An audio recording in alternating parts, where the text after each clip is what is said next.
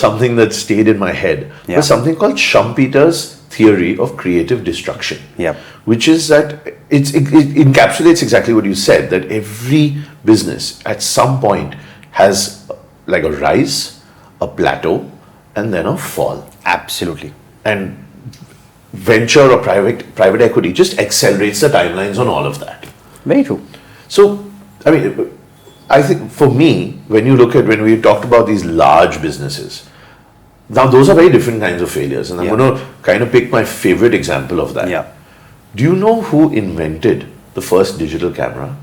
The first commercially usable? Kodak? Yes. Yeah. I was very surprised to know that. A little bit. And they never capitalized on it because people sitting in the boardrooms were too worried about what is my next quarter going to look like.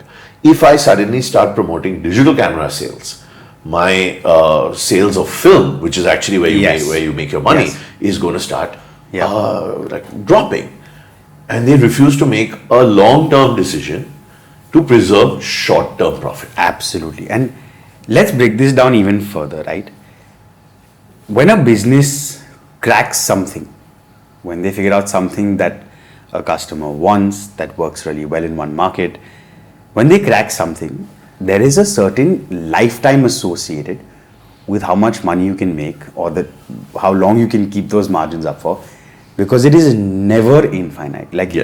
So companies either at that point need to completely reinvent themselves. Think of a Netflix, which started off by literally mailing DVDs. Yeah, mailing you DVDs, and today Netflix is a completely different thing. And if you think about it, at that point in time, Blockbuster made Netflix an offer, and the Netflix founders didn't like the offer, so they said, go away. Yeah, so in business, there is always, everybody's a genius in hindsight.